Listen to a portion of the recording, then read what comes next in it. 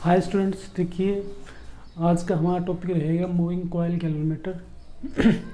सो देखिए आज हम स्टडी करेंगे कि मूविंग कॉइल कैलोरीमीटर जो है वो कैसे वर्क करता है, किस प्रिंसिपल पर बेस है, इसकी कंस्ट्रक्शन कैसे होती है और ये किस यूज में आता है। सो देखिए बेटा, फर्स्ट ऑफ ऑल सबसे पहले देखिए कि गैलोरीमीटर होता क्या है। Galvanometer is a device which is use to detect the presence of electric current in a circuit. किसी भी सर्किट के अंदर करंट की प्रेजेंस को देखने के लिए हम गैलोरीमीटर का यूज करते हैं और इसका प्रिंसिपल होता है, इसकी वर्किंग जो होती है वो the working of galvanometer is based on that fact when a current carrying coil is placed in a magnetic field, it will feel a torque on it. तो देखिए its working is based on that fact that when a current carrying coil is placed in a magnetic field, it experiences a torque. हमने आपको last video में बताया भी था कि अगर आप किसी कॉइल को मैग्नेटिक फील्ड के अंदर रखते हो और उसके अंदर से करंट पास हो रहा होता है तो वो अपने ऊपर एक टॉर्क फील करती है, जो कि हमारे पास टॉर्क की वैल्यू आई थी NIAB sin phi। तो देखिए हम स्टडी करेंगे कि गैलोरीमीटर कैसे काम करता है और किस पर बेस होता है। तो देखिए स्टार्ट करते हैं इसकी construction.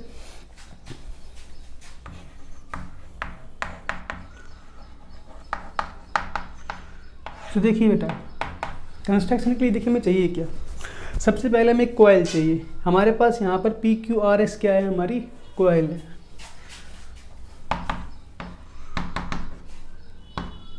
PQRS is a coil और यहाँ पर जो हमारी PQ इक्वल टू RS है वो है लेंथ L और PS इक्वल टू QR है वो है हमारी ब्रेथ B। उसके बाद देखिए हमें मैग्नेटिक फील्ड चाहिएगा।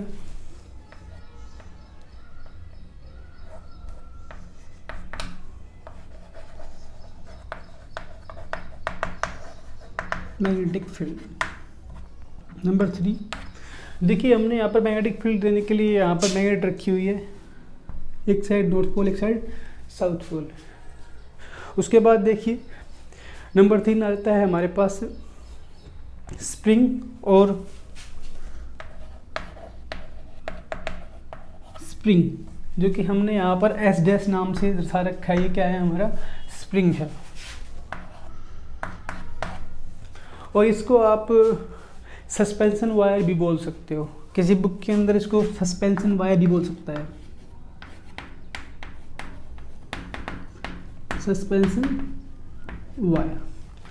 नंबर 4 जो है वो क्या आएगा, नंबर 4 हमारा यहाँ पर रहेगा टॉरसन हेड।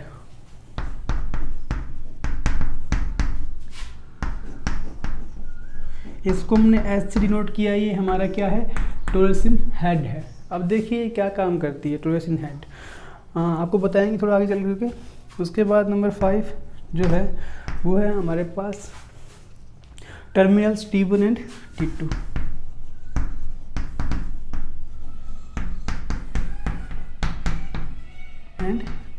अब देखिए हमने यहाँ पर जो भी आपको बताया इंस्ट्रूमेंट उसको कैसे कनेक्ट करते हैं। देखिए होता क्या है कि जो हमारी कॉइल होती है उस कॉइल के अंदर n नंबर्स ऑफ टर्न होते हैं और ये फ्री टू रोटेट होती है, ये आसानी से रोटेट कर सकती है। उसके बाद देखिए हमारे पास आता है मैग्नेटिक फील्ड। यहाँ पर हमने एक यूनिफॉर्म मैग्नेटिक फील्ड दे रखा है जिसका नाम क्या होगा, B। इसका नाम क्या होगा, B। और इसके अंदर इलेक्ट्रिक करंट भी फ्लो कर रहा होगा, हमारा इलेक्ट्रिक करंट फ्लो कर रहा होगा हमारा I। सो देखिए मैग्नेटिक फील्ड के बाद हमने यहाँ पर स्प्रिंग लगा रखा है, सस्पेंशन वायर लगा रखी है। क्यों लगाई है ये, तो देखिए होता क्या है कि जब हम इस कॉइल के अंदर से करंट पास करेंगे ये कॉइल रोटेट करेगी तो क्या होगा, जैसे ही रोटेट करी तो यहाँ पर इस कॉइल के ऊपर एक टॉर्क लगेगा।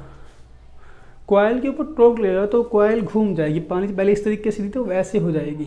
सो जो स्प्रिंग होगा इसके अंदर रेस्टोरिंग टॉर्क आ जाएगा, और जिस कारण से जैसे ही हम करंट का फ्लो बंद करेंगे, करंट को स्टॉप करेंगे, ये कॉइल वापस से अपनी एक्चुअल पोजीशन के ऊपर आ जाएगी due to restoring force, restoring torque of spring.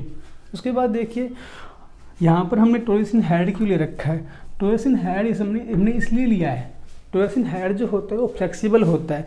जब हमारी कॉइल रोटेट करेगी तो वायर के अंदर कुछ ना कुछ खिंचाव आएगा, वायर ट्विस्ट होगी। अगर यहाँ पर टॉरसन हेड नहीं होगा तो क्या होगा कि वो वायर टूट जाएगी, ब्रेक हो जाएगी।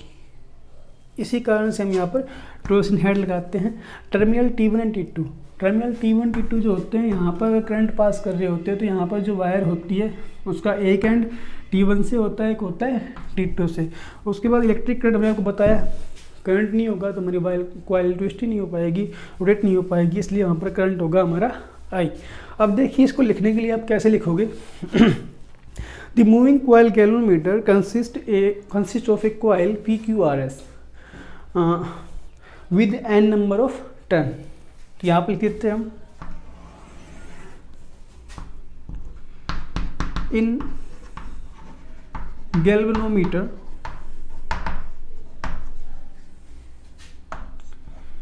a galvanometer consist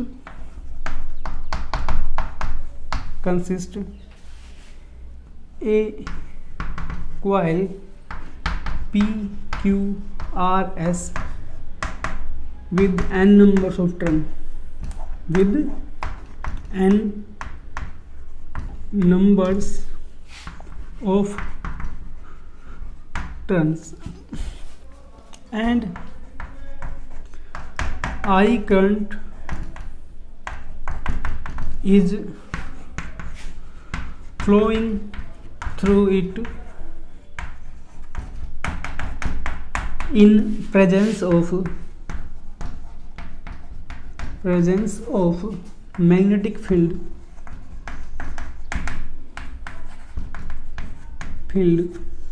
B, magnetic field B। सो यहाँ पर जो हमारी कॉइल है उसके अंदर n नंबर्स ऑफ टर्न्स हैं, और वो कॉइल हमारी, उस कॉइल के अंदर से करंट पास हो रहा है I, और मैग्नेटिक फील्ड जो है वहाँ पर क्या है हमारा, इस तरीके से हमारा मैग्नेटिक फील्ड होगा, वो क्या होगा हमारा B होगा। ये मैंने आपको बता दिया इस तरीके से। देखिए उसके बाद अब यहाँ पर n नंबर्स ऑफ टर्न है और मैग्नेटिक फील्ड आ चुका है B, और करंट आ चुका है हमारे पास I। उसके बाद देखिए यहाँ पर एक देख पा रहे हो आप, सिलेंड्रिकल सॉफ्ट आयरन कोर रखी गई है। यहाँ पर there is a cylindrical soft iron core L, जिसका नाम हमने क्या दे रखा है, L दे रखा है। यहाँ पर आप डाल सकते हो इसके अंदर भी सॉफ्ट आयरन कोर L। अब देखिए यहाँ पर हमने सॉफ्ट आयरन कोर L क्यों ली है, क्योंकि देखिए ये जो सॉफ्ट आयरन कोर होगी ये हमारे मैग्नेटिक फील्ड की स्ट्रेंथ को इंक्रीज कर देगी, और साथ में मैग्नेटिक फील्ड को रेडियल बनाएगी। सो इसका फंक्शन, मेन फंक्शन यही होता है कि सॉफ्ट आयरन कोर जो होती है will increase strength of the magnetic field and will make magnetic field radial. उसके बाद देखिए यहाँ पर टर्मिनल्स के बारे में हमने आपको बता दिया पहले से ही। सो इसके बाद हम करेंगे इसकी working. So please take a screenshot, और आपको ध्यान रखना है कि जो हमारा सॉफ्ट आयरन कोर होती है L, वो हम किस लिए यूज़ करते हैं। वो जो सॉफ्ट आयरन कोर होगी वो मैग्नेटिक फील्ड की स्ट्रेंथ को इंक्रीज करेगी, साथ में मैग्नेटिक फील्ड को रेडियल बनाएगी। So please take a screenshot, then after we will start working.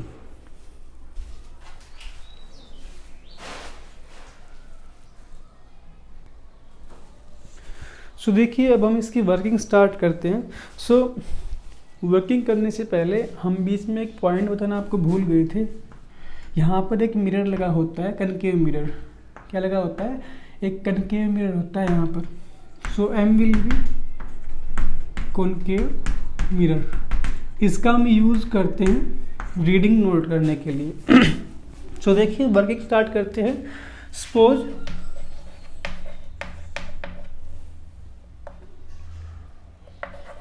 coil PQRS is free to move and B is magnetic field, I is current, and there are n numbers of turn in coil and area of one turn। Area of one turn कैसे आएगा? अगर length थी L, breadth थी P, so area will be equal to L into P। अब हम suppose कर लेते हैं कि जो हमारी कॉइल है वो फ्री टू रोटेट है, वो रोटेट हो सकती है और उस कॉइल के अंदर से करंट आई फ्लो कर रहा है और वहाँ पर मैग्नेटिक फील्ड क्या है? बी मैग्नेटिक फील्ड है यहाँ पर। सो देखिए करंट फ्लो कर रहा है, बी मैग्नेटिक फील्ड है। उसके बाद देखिए let at any instant, at an instant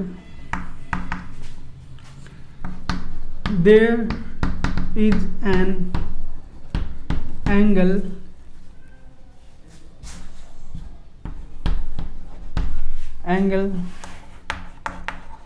between normal and angle phi, normal and magnetic field। देखिए हमने माना कि जो हमारी कॉइल है उसके अंदर से मैग्नेटिक फील्ड बी पास हो रहा है।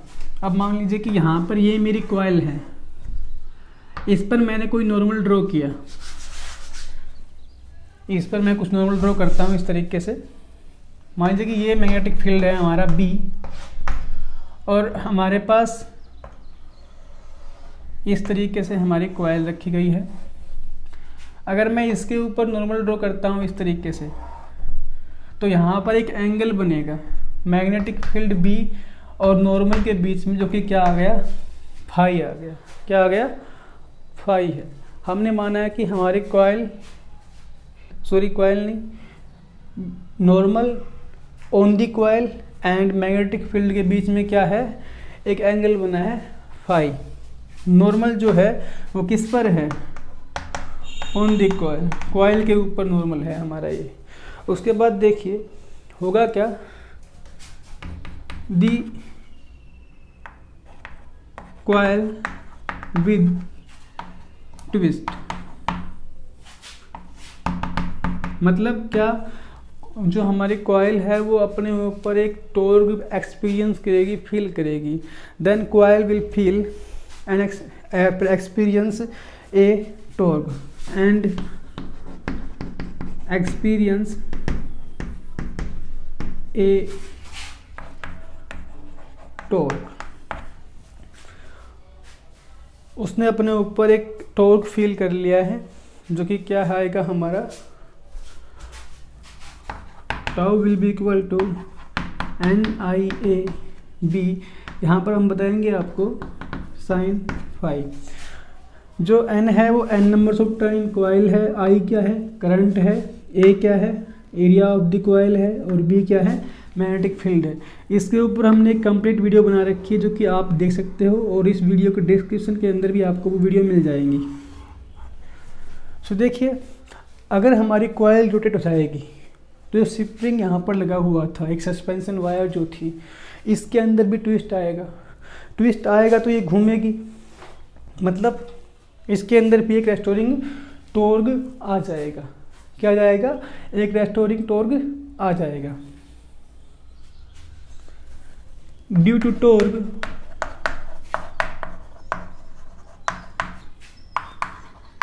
the coil twist and the suspension wire, या फिर बोल सकते हैं आप यहाँ पर स्प्रिंग will also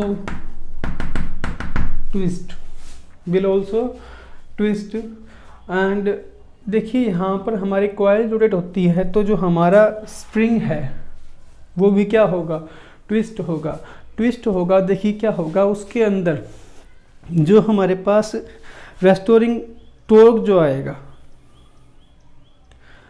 हमने मान लिया कि पर यूनिट ट्विस्ट क्या है, के है एंड के be the restoring torque per unit twist of the coil of the spring. अब देखिए यहाँ पर हम अगर कॉइल ने टॉर्क फील किया था तो उसके बाद जो हमारी सस्पेंशन वायर है उसके अंदर उसने भी एक टॉर्क एक्सपीरियंस किया है, और उस टॉर्क को आप क्या बोलोगे, ट्विस्ट बोल सकते हो या फिर रेस्टोरिंग टॉर्क बोल सकते हो। क्या बोल सकते हो, restoring torque. And K is restoring torque per unit twist। जितनी बार हमारी कॉइल होगी उतनी बार ही क्या रहेगा, के उसका क्या है, रेस्टोरिंग टॉर्क है। और देखिए यहाँ पर हमारी कॉइल मान लीजिए कि n टाइम्स रेस्टोर ट्विस्ट कर रही है, तो यहाँ पर टोटल रेस्टोरिंग टॉर्क क्या बन जाएगा, n के। उसके बाद देखिए अब हम मानते हैं कि यहाँ पर जो है हमारी जो कॉइल है, जो हमारा जो सस्पेंशन वायर है उसके अंदर let theta twist are produced in suspension wire. हमने माना कि जो हमारी सस्पेंशन वायर है, स्प्रिंग है, एस डैश है, उसके अंदर थीटा टॉर्क प्रोड्यूस हुए हैं। तो यहाँ से देखिए क्या आ जाएगा, जो टोटल टॉर्क होगा will be equal to restoring torque. जितनी हमारी कॉइल ट्विस्ट कर रही है उतना ही हमारा स्प्रिंग ट्विस्ट कर रहा है, तो जाहिर सी बात दोनों टॉर्क क्या रहेगा, इक्वल रहेगा। तो यहाँ से देखिए हमारे पास क्या आ जाएगा, total restoring torque will be equal to total restoring torque will be K theta, और जो टॉर्क हमारी कॉइल ने फील किया है वो क्या रहेगा, वो रहेगा NIAB sine theta. So in equilibrium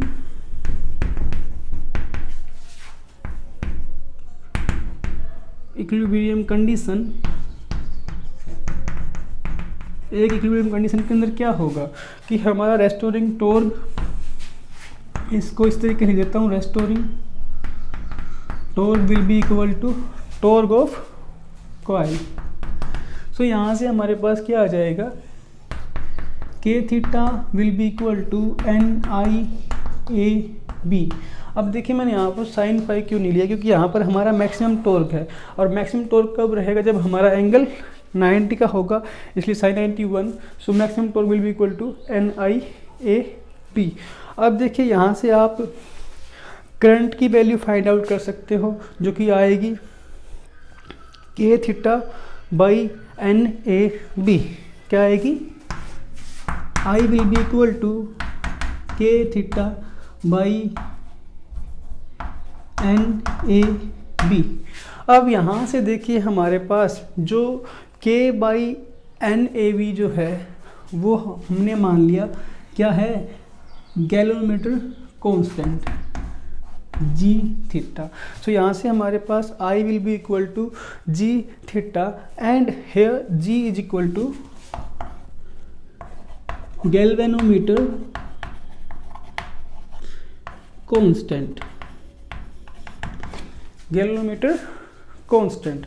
so देखिए यहाँ से जाहिर सी बात है, प्रूव हो रहा है कि हमारा करंट, हमारा जो ट्विस्ट होगा, जो जितने ट्विस्ट होंगे हमारे स्प्रिंग सस्पेंशन वायर के अंदर, वो डायरेक्टली प्रोपोर्शनल है किसके, करंट के, आई के। यहाँ से आई क्या, थीटा डायरेक्टली प्रोपोर्शनल टू आई आ रहा है। तो यहाँ से जाहिर सी बात है कि अगर करंट है तो वहाँ पर ट्विस्ट होगा ही होगा। इसके बाद देखिए हम आगे करते हैं, जो हमारे पास आएगा आगे, इसके बाद जो हमारा टॉपिक है वो रहेगा इसके अंदर ही current sensitivity of galvanometer and voltage sensitivity of galvanometer. So please take a screenshot. इसके बाद हम करते हैं आगे।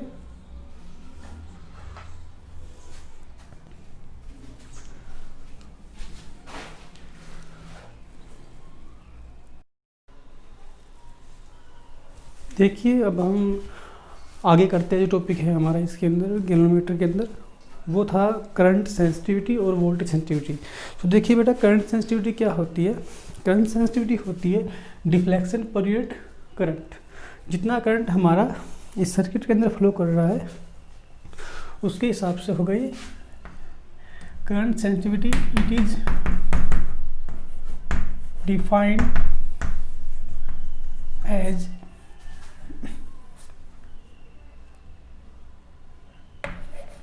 डिफ्लेक्शन पर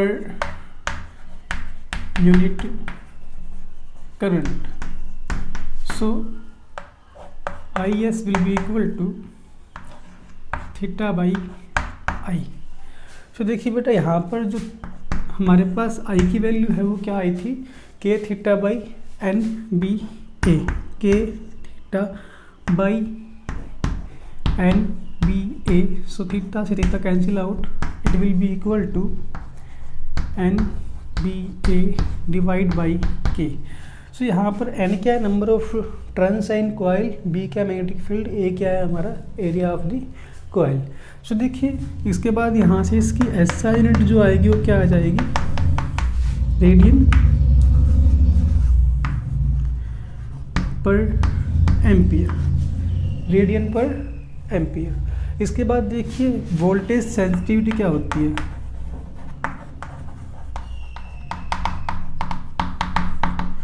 वोल्टेज सेंसिटिविटी क्या होती है, वोल्टेज सेंसिटिविटी होती है, it is defined as deflection per unit voltage, कि वोल्टेज के लोग कितने डिफ्लेक्शन हमारे हो रहे हैं। सो देखिए it will be equal to theta by V, and from Ohm's law V is equal to I R. I किसके इक्वल है, K theta by N B A. So put कर देंगे यहाँ पर value theta by K theta by N B A into R. So theta से theta cancel out, it will be equal to N B A by K R. So यहाँ से हमारे पास voltage sensitivity क्या आ चुकी है, V S equal to N B A by K R. इसके बाद देखिए इसकी SI यूनिट क्या रहेगी, इसकी SI यूनिट रहेगी radian per volt, radian per volt. So देखिए यहाँ से हमारे पास करंट सेंसिटिविटी आ चुकी है, IS equal to N B A by K, उसके साथ साथ इसकी SI यूनिट क्या आ गई थी, रेडियन पर एम्पियर। और वोल्टेज सेंसिटिविटी हमारे पास क्या आई गैल्वेनोमीटर की, VS equal to N E B A by K R, and SI unit of voltage sensitivity radian per volt. So देखिए बेटा, आज के लिए हमारा यही रहेगा कि मूविंग गैल्वेनोमीटर क्या होता है, इसका यूज़ क्या होता है, इसकी वर्किंग, कंस्ट्रक्शन, और साथ में कुछ मैथमेटिकल पोर्शन जो था हमारा कि करंट की वैल्यू क्या आएगी, करंट सेंसिटिविटी क्या रहेगी गैल्वेनोमीटर की, और वोल्टेज सेंसिटिविटी क्या रहेगी गैल्वेनोमीटर की। सो आज के लिए इतना ही। Thank you and have a good day.